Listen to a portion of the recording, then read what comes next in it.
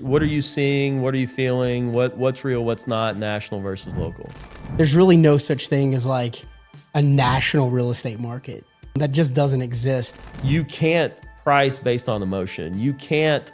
It doesn't make sense. What I'll tell my clients is the market isn't necessarily slow. It's just rejecting your price. It hires the professional photographer to take wonderful, beautiful pictures, and then they can hide things, right? Well, let's get started. Let's go. Round two. Let's go. Let's go. Beyond the closing. Round two. Yeah. So we had been talking, kind of wanted to start with, just what you're hearing versus reality, right? The Louisville market doesn't necessarily follow national market overall. So what are you seeing? What are you feeling? What's real? What's not? National versus local. Yeah. So, I agree. I mean, there's really no such thing as like a national real estate market, that just doesn't exist. Everything real estate related is hyper local. Hyper local. Yep.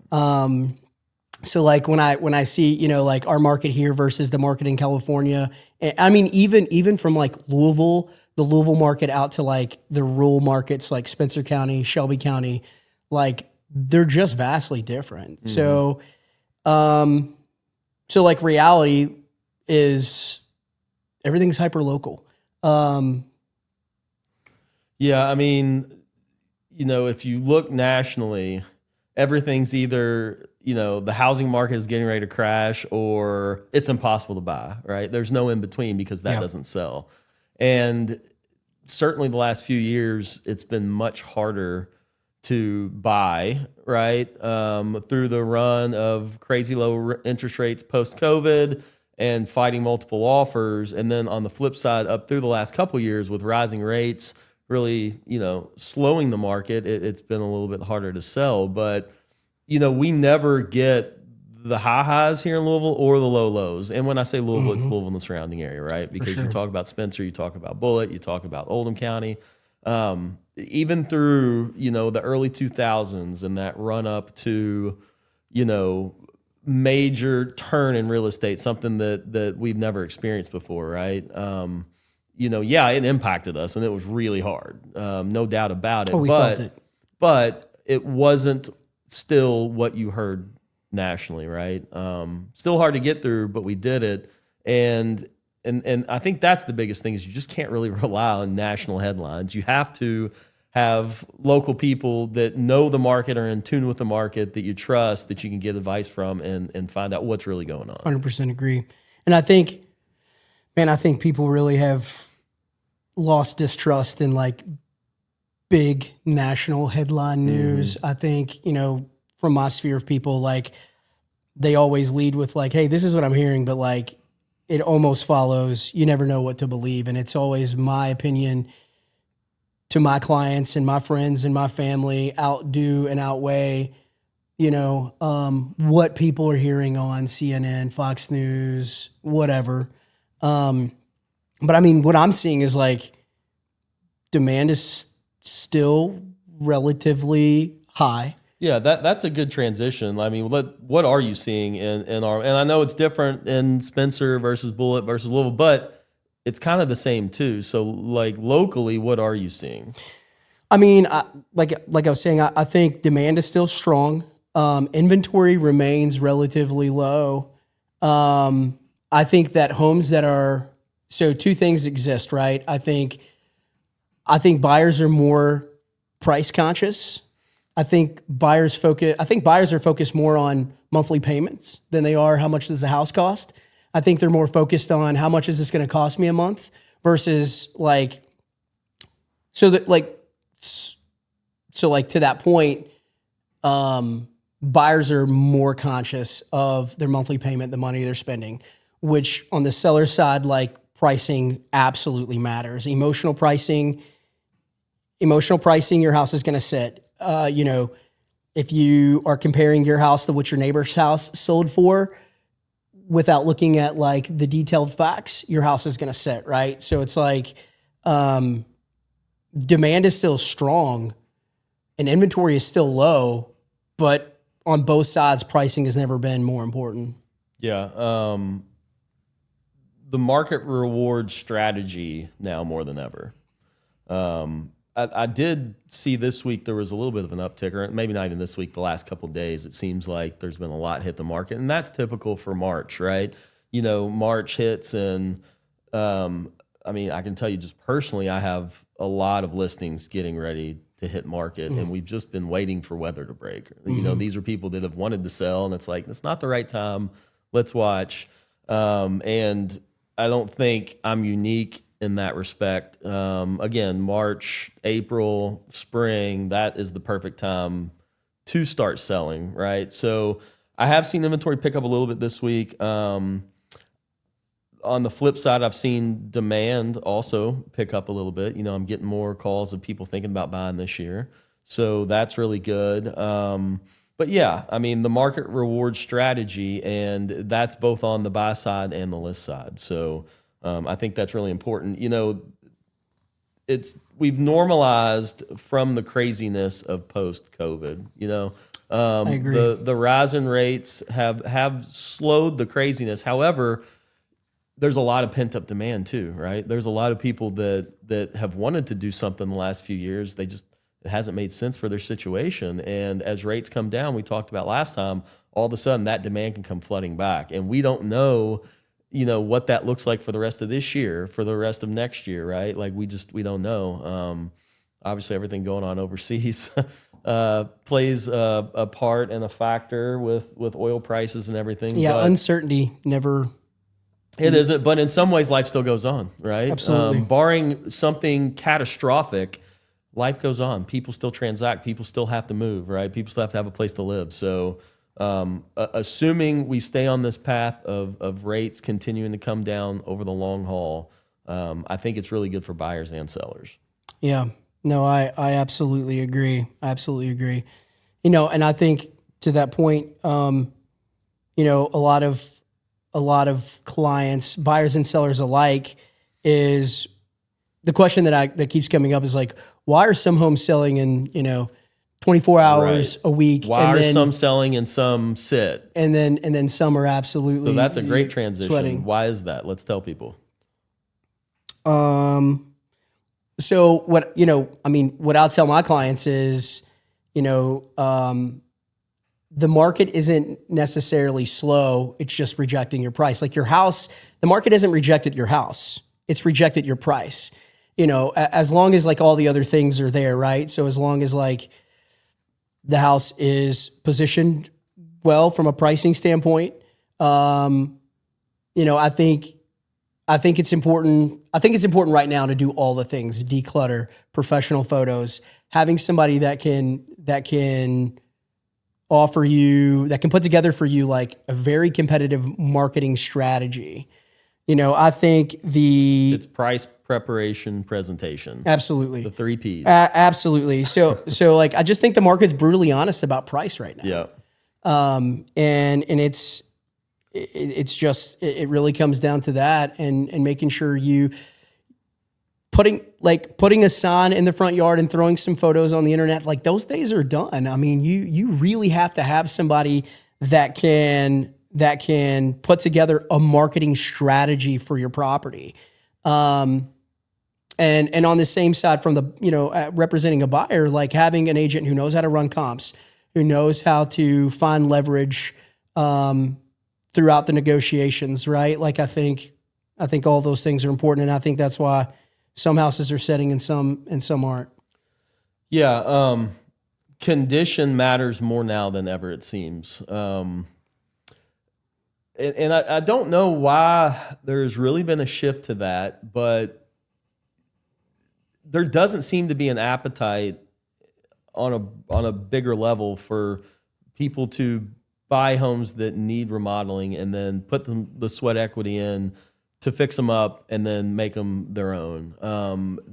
Buyers seem to want nice, new, pretty, right? Things that are move-in ready. They don't have to do anything or very little. So, and certainly the homes that need a significant amount of work can be harder to sell unless your pricing is right in line. So I think condition matters more now than ever. Obviously, the professional marketing, the photos. If you're not doing, I mean, that's a bare minimum, right? And I still see agents all the time that are snapping photos on their phones, and It's unreal. what are you all doing? What are you doing, right? It's unreal. Like, I mean, that's a bare minimum in today's world. But you know, homes priced correctly, they still sell. The ones that don't, they're going to sit, and they're going to sit immediately. And we're going to talk about some myths today, but there is that myth, you know, that sellers have. Well, let's go a little higher because I can always come down, right? That's the wrong strategy. 100%. Most of the time. So we're going to get into that, but buyers today are more selective. Your home has to be priced correctly. It has to be positioned right. You have to do all the things. And a lot of the work starts before the sign goes in and the listing goes live. Like a lot of the prep work starts way in advance before. Yeah, for sure. And I mean, you got to have somebody who knows what to look for. Like a lot of little repairs that can be done prior to going to market, decluttering, making the space feel bigger, getting all the, you know, these little things that you don't think matter absolutely matter. Getting the clutter gone, you know, getting everything cleaned and tidy, you know, getting your landscaping refreshed. Like you've got to do all these things, right? Like if you want to, but again, going back to it, like your price has to be in line with what your house is. Cause like there's no bad house, there's just bad pricing. So like you were saying, like if it's not turnkey, if it's not ready, which is what a lot of buyers are looking for, pricing it accordingly to that. Yeah. Pricing it according to that. You can't price it to your neighbor's house 3 doors down that sold for, you know, $20,000 or $30,000 more than your house is worth because they had nice finishes, nice kitchen, remodeled bathroom, a pool, like a finished basement. Like they had those things and you didn't. Like those things have to be taken in consideration. Well, and also, you know, the expectations that are set have to meet reality. And you know, you do the right thing by hiring an agent that you know guides you in those respects and shows you how to declutter and get your house ready. That hires the professional photographer to take wonderful, beautiful pictures, and then they can hide things, right? And then somebody comes in and it's dirty, and you know there's things laying out. There's you know scuff marks everywhere. There's you know, things on baseboards, right? Like, and then it doesn't meet those expectations that you set online. 100%. And that's an immediate turnoff, right? 100%. So you have to follow through with that, right? And some of that responsibility follows through on the homeowner too. Yeah. To some degree, it's like my job is to get the people in the door. And once I get them there, the house has to live up to the expectations. And that doesn't mean it has to be perfect for every showing. I'm not saying that. No, because it's hard, right? Like especially if you've got a good agent that has a bunch of people all of a sudden setting up showings and you have a ton of people through your house, it's hard with busy lives and working and kids to have it look, you know, picture ready every day. That's not what I'm talking about. But I mean the simple deep cleaning, right? Like having it ready so that those expectations are met when they walk through that door. And the little things you can do, like if your house is on the market and you have a bowl of cereal, put your bowl in the dishwasher. Don't leave it out, right? If you make a sandwich Right. and we have a showing after lunch, clean your breadcrumbs off the table, right? Like clean your breadcrumbs off the countertops. Like those little things can go a long way. Yeah. But through it all, you know, the line that you said is so true, right? The market didn't reject your house, it rejected your price. 100%. Yeah. Considering, well, and that's true as long as you've hired an agent that has done all of the things, right? Like the marketing's there, the present, you know, like. Yeah, but even a bad agent, the house will sell if it's priced low enough. Like, I mean, that's true. That's true. But now you're leaving money on the table. For sure. I think as long as you have a good agent who has proven success in this market, who you know without a shadow of a doubt is doing all that they can to get eyes on your property. If all of those things have been done and you're still not getting the results you want, it's 100% your price. Yeah. So, I mean, that's a good segue into, you know, what are some things sellers can do, you know, the power of preparation before listing, right? Like what are some things that sellers need to be out and look for? I mean, other than decluttering we talked about, staging as best you can, deep cleaning, having it show ready. What are some small things that can go a long way? Well, I think we probably touched on them just a little bit, but like fixing, I think like small things that can go a long way. Fresh paint. Yep. Painting is a big one. Even just touch-ups. Touch-up paint. You Yep. don't got to repaint the whole house, where you come in every day and you brush up against the, touch-up paint. Fixing small things like that little piece of drywall in your ceiling where your HVAC upstairs leaked. Loose door handles. Broken trim pieces. Yep. Flooring. All those little things Loose can cabinet add up. handles. Yeah, all those little things go a long way. They don't cost you any money, and they're relatively cheap, if not free to do. Landscaping, I think is a big one, right? Because you only get to make first impressions once. That's it. And when your property goes to market, you get that first impression one time and you don't get it back. And it's just so important that you make a good first impression, because once you're out there and there is no going back. So, I think landscaping goes a long way. Fresh mulch, trim your bushes. You don't got to, do a $30,000 landscape job, but I think there's a lot of elbow grease that could be put into just, little things that go a long way. Absolutely. It's not just putting a sign in the yard, throwing it on Zillow and waiting for offers. Not anymore. No. That's not it. The repairs, the staging, decluttering, professional photos, strategic pricing, because there is an art, to pricing, and that's well said. It is an art. It's not a science. No, absolutely not. It's an art. It's absolutely an art, and only that you only get that skill through experience, right? So yeah, and then timing the listing, right? Like what makes sense for your family, the market in general. Like I said, specifically with my business, I have several that are getting ready to hit that we've been waiting to time the market, and you can't always do that either, right? Sometimes you have to do it when the time is right for you and your situation. 100%. When people ask me, like, is it a good time to buy? Is it a good time to sell? And it's like, there really isn't this perfect time to buy or sell real estate. It's when it makes sense for your life, Correct. Your situation. Correct. Timing the market is impossible.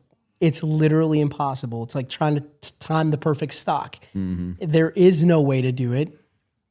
The best time to pull the trigger on buying or selling real estate is when it makes sense for your life situation. Yep.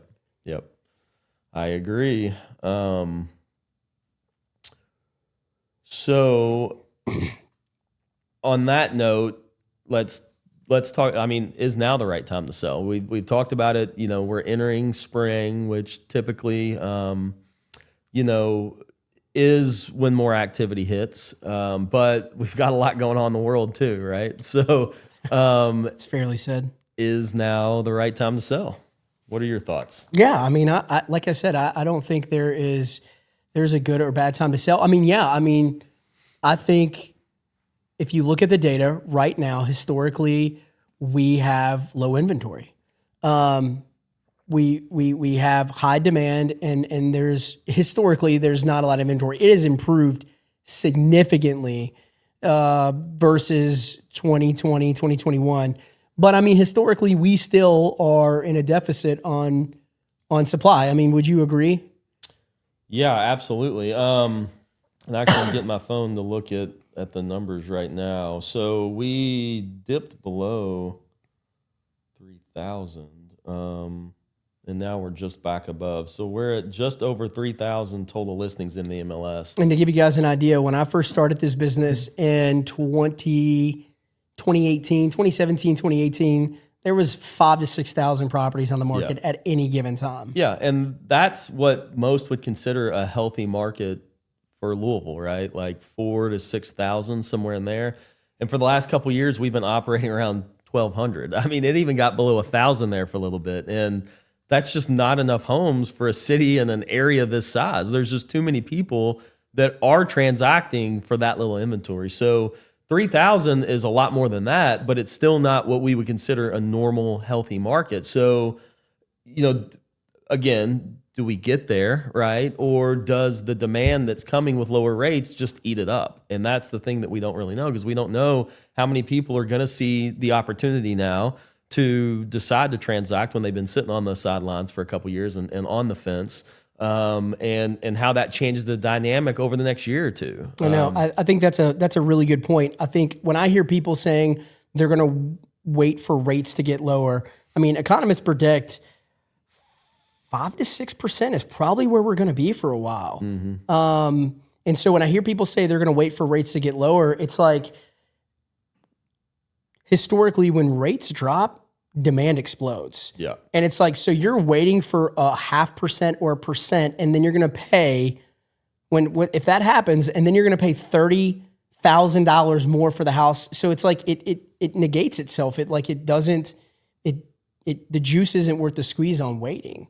And then you're constantly hearing like, oh, the market's crashing. Oh, the market's crashing. And it's like, no, it's not. It's like you said, it's returning to a normal, and strategy matters again.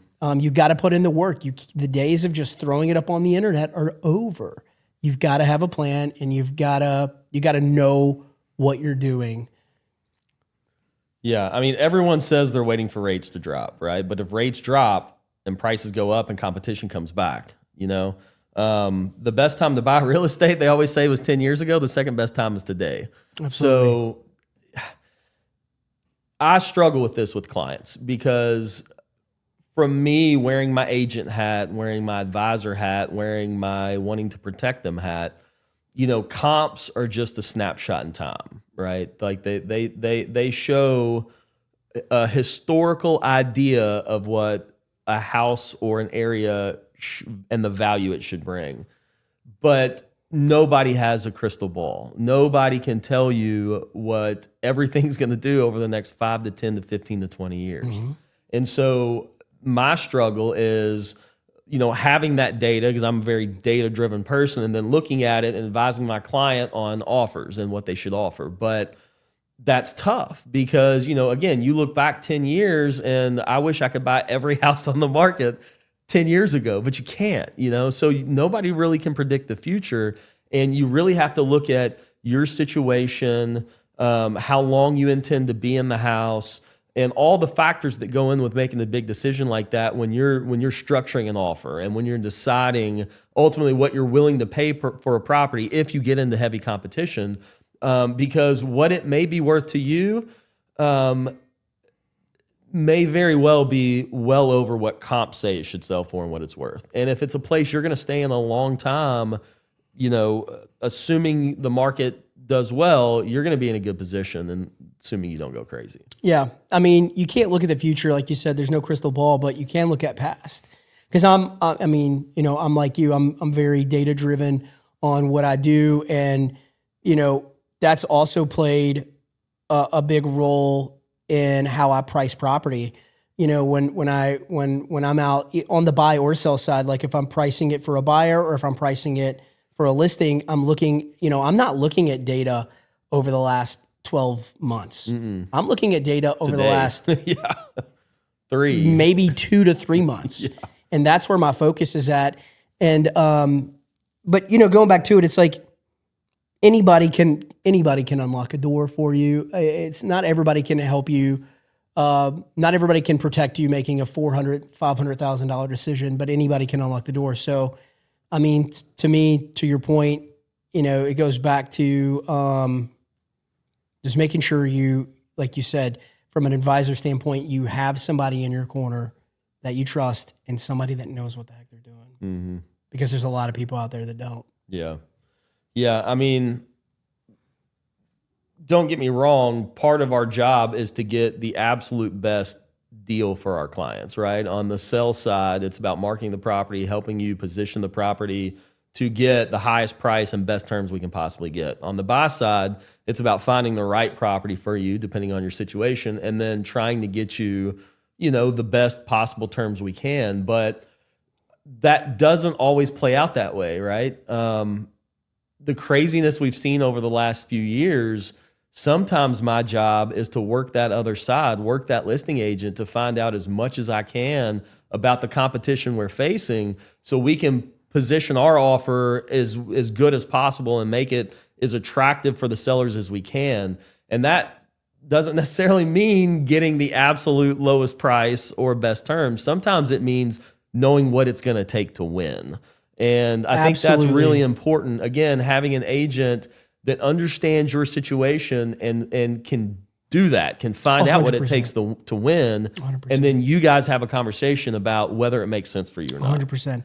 I tell my clients all the time, price is only a piece of this, right? How you structure the offer can determine. I mean, there's been instances where my clients have had the lowest offer and we've still won because of how we've structured the deal. Yep. Price is just a piece of it. What are the hot points? What matters to the seller other than price? 100%. And asking those questions, it's amazing how many folks, how many of like our competitors or agents that we deal with, like don't ask those questions. Because like sometimes all you got to do is ask. Mm-hmm. Sometimes all you have to do is ask. And I mean, the point of structuring these deals is so that it's good for the seller and it's good for the buyer. Nobody's really trying to steamroll each other. Now if you got leverage, you got to use it, right? But like structuring the deal in a way that it's good for the seller and good for the buyer is how these deals come together.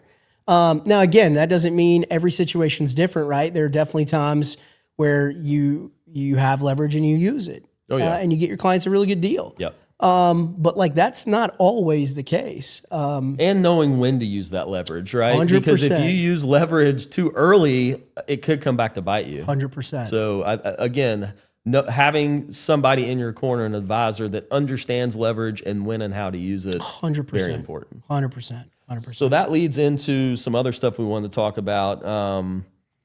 Myths, mistakes, which I think the first one we've already touched on a little bit is one of the biggest mistakes we've seen recently is just sellers can't price based on emotion. Pricing based upon, your neighbor's sale from 2 years ago or last year, or maybe even 6 months ago, 100%. Depending on your neighborhood and the situation could not be the right move. 100%. The market decides what your home is worth, yes. Not what your neighbor got 3 years ago. Correct. Yeah. And you touched on it earlier. What's going on right now matters the most. 100%. So, and for most people, that's a good thing, right? Again, even though it's been more difficult the last couple years to sell a house, the houses that are priced right, prepped, and presented are still selling, right? And selling for a very good price. So I think that's the thing. The market has shifted, but with lowering rates for the better. And I do think houses that are presented properly, priced properly, are going to do very well. But it's still, we go back to what we talked a little bit about earlier. You can't price based on emotion. It doesn't make sense to price it $25,000 above what we think it's worth, and then if it doesn't sell, I'll come down, because then you lose all your momentum. Your momentum is gone at 100%. that point. Those first 7 days, like I was saying, are like the most important. And it's like the market doesn't care that you raised your family here, and this was your grandpa's house that he built with his bare hands. Like that's cool, and those are like emotional things. And I mean, but like the market doesn't care. The market doesn't care that your family, you grew, you've raised your family here. Your grandpa built the house. It doesn't care. And, to your point, like 2020, 2021, that was an abnormal spike. Mm-hmm. Like, and so I think the myth is like another myth that sometimes sellers think is we're still in that 20. We're going to get 10 offers as soon as we list. And it's like, maybe. Yeah. If we check all those boxes, right. Price, prep, presentation, and representation, having good marketing strategy, but like you just don't know. Well, and that goes to the strategy portion too. There is a reason to price your home slightly under what you think it's worth. because that drives up interest, that drives up showings and offers and all the things that lead to 100%. multiple offers, better terms, and ultimately maybe a higher price than you thought you were going to get if you can get a lot of people interested in it. I hear clients say all the time they want to start high because I literally hear it all the time. You can come down, but you can't go up. And Yeah. it's like, yes, you can. Bullshit. You can go up. You absolutely can go up. Yes. I've done it. I've done it. It's all about how you handle it, and you absolutely can take the price up. And that doesn't mean you list your property 20 grand under what you think it's worth. For sure. But there is a strategy to pricing, and having somebody that understands that and knows how to use that and can talk you through it and then help you decide what makes sense for your situation. But yeah, that's one of the biggest things is you get clients all the time that want to price just a little bit above, and that's usually not a good strategy, in my opinion. I 100% agree. And another thing too is like, just like we're crunching numbers based on recent data, so is the appraiser. I mean, the appraiser's not Well, and using, so are buyers, right? and so are buyers that have good representation. Yeah. They're looking at recent data. They're not looking at 2021, 2020 numbers. How many homes are on the market right now in your neighborhood, and where are they priced at, and how are you positioned in relation to them, right? Like that's more important than 100%. last year or 2 years Yep. ago. What is your competition right now? Right now today. Right now, today. And I'm always of the opinion of let's undercut our competition. I mean, if you've got a house that is very comparable to yours and it's been setting on the market for 60, 90 days, why would you price your house right next to that one? You know what I mean? Like, let's undercut the competition because clearly it's overpriced. And so, Unless there's a reason, right? Like unless which is why you have to see the property, right? Like could be where it smells. There could be, so like a thing that I like to do is I always have a pricing strategy that's below, at, and above market. And I will personally schedule showings in a neighborhood where I'm about to do a listing, and I will put my eyes on. I will look at houses that is actively on the market and see if I can find an anomaly that maybe like, and if I go there and it checks all the boxes, smells good, looks good, shows well, we might need to be more aggressive on pricing. But if you find that thing like there's cat pee, there's dog pee, there's weird smells that smells like smoke. You can't smell pictures. Can't smell pictures. Scratch and sniff doesn't work on the MLS. That would be cool. It'd save me a lot of time. So what about the folks that say, they're waiting for 3% interest rates again? They're waiting. Yeah, I mean, the market's come down some, but they're waiting for it to go back to the 3s and 4s before they buy. What do you say to them? Most economists are expecting, and they know more than me, right? And a lot of my lender partners, I mean, most economists and people are expecting rates to be around 5 and 6% for a while. And I think if you're waiting for rates to dip below that, you're gonna be waiting for a while. Yeah, and it goes right into our next topic, which is, is now the right time to buy. And I did mention earlier that, again, that saying is the best time to buy real estate was 10 years ago. The second best time is today.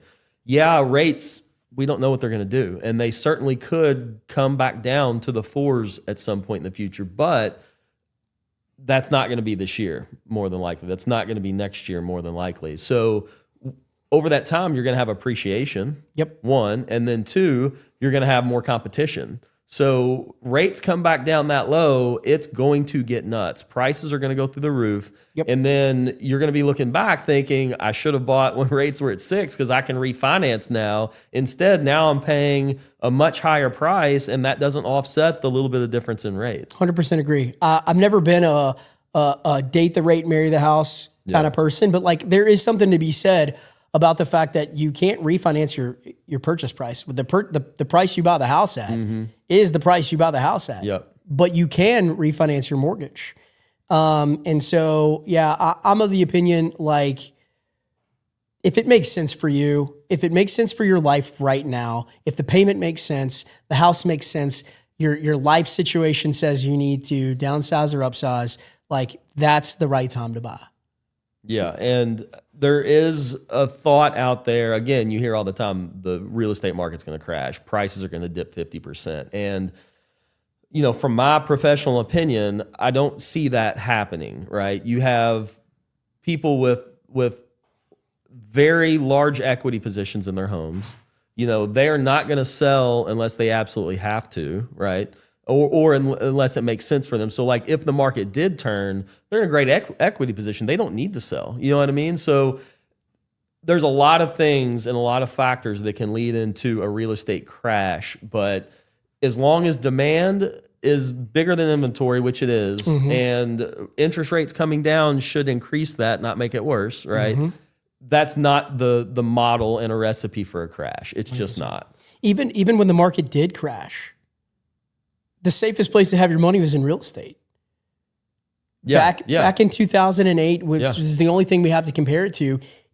So that's what, even on its worst case scenario, even if that were to happen, your money would be safer in real estate than anywhere else. It bounced back pretty quickly, relatively speaking. And so it's and we don't have any of the ingredients for that to happen again. I mean, like you just said, that's a very good point. How can you have a market crash when buyer demand outweighs the inventory of a product? Right. Just doesn't make sense. No, for sure. But again, that goes back to national media gets clicks and they're all about eyes and clicks and views. And that's a very emotional thing. And it's full circle conversation going back to it. Hyper local real estate professionals who have successful businesses are who you should get your information from, not big news outlets. Yeah. Timing the market rarely works perfectly. That's hard to do. Meeting with somebody that understands your situation to help you decide whether now does make sense to do something with rates coming down and with more opportunity out there. Maybe it does, maybe it doesn't. And that's a very personal thing. That's not a one size fits all that is the same for everybody. Just like the real estate market is hyper localized, so is your situation, whether it makes sense for you to transact. Absolutely. Yeah. Absolutely. So what about some of the hidden costs of waiting? Let's talk about that. I mean, people think waiting saves money, right? Oh, yeah. Waiting. I was going to say, I think the obvious one about waiting is you're going to pay more for the house later. If you're on the sidelines waiting for a 1% or a 0.5% increase, you've lost out on appreciation. And when rates come down, all the other people that's been waiting on the sidelines, demand is going to explode. And now you're going to pay more for that house. So you've lost twice. Your appreciation, you've lost appreciation, and you're paying more for the house just because you got a better rate. And it just doesn't make any sense. Yeah, absolutely. And obviously for folks that are renting, you're spending money on rent too. So you're not even getting appreciation in the house that you currently own. Not at all. Not at all. And I mean, frankly, the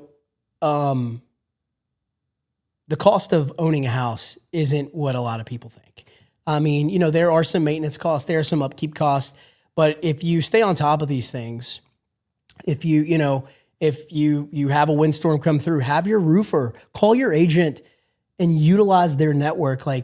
Staying on top of your home maintenance will negate a lot of the cost that people think is there owning a home. Home ownership it's just not it's not as expensive as people think it is. For those that don't own, for those that are renting, they're like, oh, well, if my water heater goes out, I can call my landlord. If my roof leaks, I can call my landlord. If my HVAC, so at the end of the day, if you do your due diligence up front when you buy a house and make sure you have an agent that represents you well, who hasn't, get a good inspector, all this stuff comes back to having good quality people in your corner when you buy a house. You get the roof inspected, you get the HVAC inspected. When you buy, you make your money when you buy your house, not when you go to sell. And it's making sure that you're positioning yourself up front when you buy a house. The cost of owning a home is just not as crazy as people think. Yeah, I mean, I would say it depends on the home. Well, that's what I mean. Yeah, making sure. But know that you'll know that up front if you're hiring the right people. And something you touched on, your vendor network, right? That's for my past clients and people I've worked with, and honestly, not even past clients. I'm happy to share my contractors with with people I haven't worked with yet, right? Like, Absolutely. That's part of my job is to have a vendor network, people that I know, like, and trust that, do good quality work for a fair price, and are reliable, that I am happy to give out and help people if people need help. So I think at times, we have clients, former clients that don't want to bother us and don't want to ask us. I'm like, no, ask me. Yeah. If you need something, Absolutely. it's my job is not done when the sale closes. I want you to be a client for life. And I try to tell everybody that at closing, my job's not done today. I want you to be a client for life. And if there's anything I can do for you moving forward, do not hesitate to call. I'll check in with you periodically. But if you need somebody from my vendor network, if you have a financial question, if you have literally anything I can do, I am happy. I don't treat this as a transactional relationship. Yeah. I want to be there for you, Yeah, whatever that is absolutely. moving forward. Yeah, I want to help your children buy homes. absolutely. I want to help your children.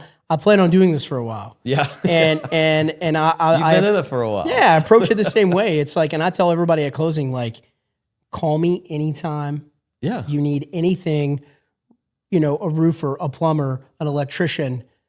There's a lot of bad apples out there. Call me. I'm more than happy to continue to help you long after. And that's not deal an empty closes. promise. That's Absolutely. what we mean. We Well, want I to be have clients. there for you. I have clients now. I mean, it's funny. Last night I knew about my clients' gender of their new baby before like their parents and like, cause we were looking at houses last night and, they were doing the cake thing to see what kind of gender they're going to have. And they sent me a video. And it's like, man, that's cool. Like I got to know, I got to know the gender of their baby before they made this big announcement. But that's the kind of business that I've built, right? Is like, I'm there for people long after the deal closes. Yep. And I want to know those things. It's fun. I love being a part of like this very important thing that people do in their lives. So obviously we've touched on this quite a bit, but I mean, I think it's worth repeating and at least talking about here for a minute.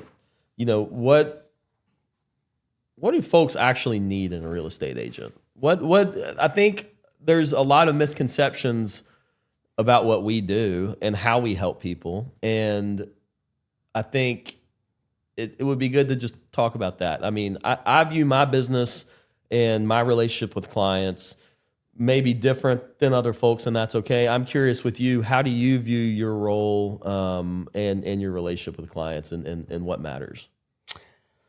Man, that's a good question. I take my role when somebody reaches out to me to help them buy or sell a piece of real estate. I just take it very seriously. Like you can ask anybody in my family, like this is a very big piece of my everyday life. And I see it as like, they trust me with this very important thing that I carry in the middle of their hands, in the middle of my hands. And it's like I was saying, anybody can unlock a door for you. Anybody can unlock a door and show you into a house. But not everybody is equipped to help you avoid a $400,000 mistake, a $500,000 mistake, an $800,000 mistake. Like, so for me, I take it very personal. I always have. It's like you try to tell yourself like, this is business. It's not personal. It's very personal to me. So for me, that's the role that I take with my clients. I treat every situation as if they were my mother, my father. And I'm all in, 100% all in. I'll go to war for my clients. I will. I absolutely will. I've seen it. I know. Well, you've taught me, the ropes of battle. But yeah, man, I take it very seriously, and I'll go to war for my people. Yeah. And obviously you and I are aligned in that respect. I mean, definitely not only take it seriously, but it's very meaningful to me. You're helping somebody with maybe the largest financial decision they ever make. You're talking about their home, right? Like their housing. That's important, right? That stuff matters. And I've never viewed my role as a salesperson. I'm an advisor. I am absolutely an advisor. The sales comes in with dealing with all the other people, the other agents, the home inspectors, the lenders, the title companies. That's really my sales come in, my sales skills. But with my clients, I'm very much an advisor, and I've never taken that role lightly because I want them to make the right decision. I don't want them to buy any house. I want them to buy the right house. Correct. Or make the right decision. Like we talked about earlier, putting a sign in the yard isn't the job. Strategy's the job. Strategy always. Yeah. So, and to that point, it's like, that's why I'm pretty comfortable. I know we were taught early on, the harder conversation you can have equates to how successful you can be in this business. And like, for me, the hard conversations at this point come very easy because I'm coming from a place of like, I'm not going to tell you what you want to hear. I'm going to tell you what you need to hear. And, and I've always been a very direct, blunt kind of person. And sometimes that may come off wrong, but that's just who I am. And so it's like, I'm just not afraid to have really hard conversations and be 100% honest. Like, hey, your house smells. Your house has a smell, and we have to fix it. Yeah. Like, and I know that may hurt your feelings, but like, I'm coming from a place of like, I want to get you the results you want to get, and I know by like not addressing that is going to be a problem for us. Hey, I don't think your house is worth what you think it is because you raised 7 kids here and your grandpa built it. Like, the data says this is what it's worth. And my experience selling in this area says this is what it's worth. I'd be doing you a disservice if I tell you your house is worth this price or your house has this smell, or I want to get you as much for it as we can. We both win. Absolutely. Absolutely. We both win. I mean, I get paid on my performance. Right. I get paid on how much I can sell your house for. So and I always tell clients this too. It's like, you own the team, but I'm the coach, right? It's your house, but it's my show, and you've hired me for a reason. But it's very much so a partnership. It's not like I get to call the shots, and on the vice versa, like you're not either, right? It has to make sense. I've got to spend a lot of money up front to help you get in or sell this home. Like, there's upfront cost that I have on both ends. And it has to make sense for both of us. It's so much a partnership, not a dictatorship. We're together. So I like to explain to clients too. It's like, you own the team, but I coach it. Yep. And those tough conversations are easier because of experience having them, right? Like having that experience and being able to handle those tough conversations the right way, because that can turn negatively, right? And you have to be able to address things with clients. Usually my tough conversations aren't with clients though. Usually clients and I mean, yeah, at times, but it's usually with the other agents, right? It's usually with other folks. And that's where the really tough conversations come in. But yeah, your ability to do that directly reflects your ability to be successful in this business. I agree. For sure. Yep. I absolutely agree. I would say overall too, like we've talked about, real estate is just so situational. It's very specific to you. It's hyper local to you, just like the market is hyper local to all the different parts of town. And buying and selling really depends on your goals and ultimately what you need and where you're going with that. The agent you choose matters for sure. Absolutely. The agent you choose matters, and it's not just about the commission. Absolutely. I like to think about it like, it's like everybody owns a set of tools, but not everybody's a mechanic. And so it's like every real estate agent has access to the same amount of tools, but it's knowing how to use them, knowing where to use them is what matters most. Yep. It's like, my cousin Greg, he's got tools, but I'm not letting him work on my car. You know what I mean? I'm going to take it to my guy. So yeah, I 100% agree. Yeah. Well, I think this was a good Good one. stuff, man. You Yeah. think we'll have a third episode? I think so. This is going pretty well so far. It's a lot of fun. All right, let's keep it going. Appreciate you, bro. All right. We'll see you. Have a good day, man.